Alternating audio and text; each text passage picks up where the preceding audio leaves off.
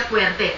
Problemang lokal daw ang mga bintang laban sa Camarines Sur Police at wala pa umano silang natatanggap na formal na reklamo. Here.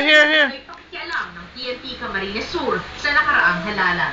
Nadia Trinidad, Patrol ng Pilipino. Hindi nagpakamatay kundi biktima ng foul play ang security aide ni Dangerous Drugs Board Chief Anselmo Avenido. Ito ang lumitaw sa resulta ng paraffin test sa mga labinang biktima. Nagpapatrol si Gus Abelga.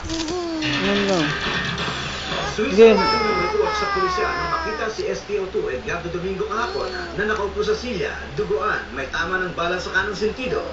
Nakalaylay ang mga kamay samantalang ang kalibre 45 baril na umano'y ginamit ay nasa harapan niya. Sa pwesto pa lang ay nagduda na ang mga investigador.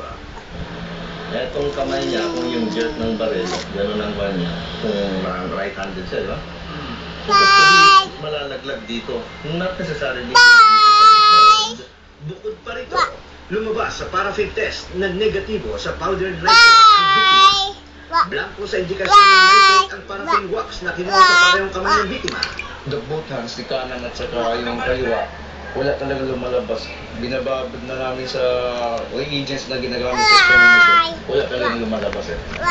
Sinuri din ng QCPD Crime Laboratory ang baril na umano'y ginamit pero walang indikasyon na bago lang ito naiputo.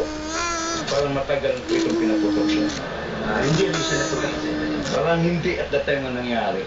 Base rito, sinabi ng pulisya na maaaring may ibang bumaril at hindi ang baril na na-recover ang ginamit.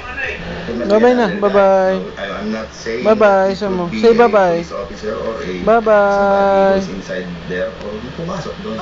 Isa sa ilalim din sa paraffin test ang ilan sa mga kasamahan ng biktima sa tanggapan ng Dangerous Drug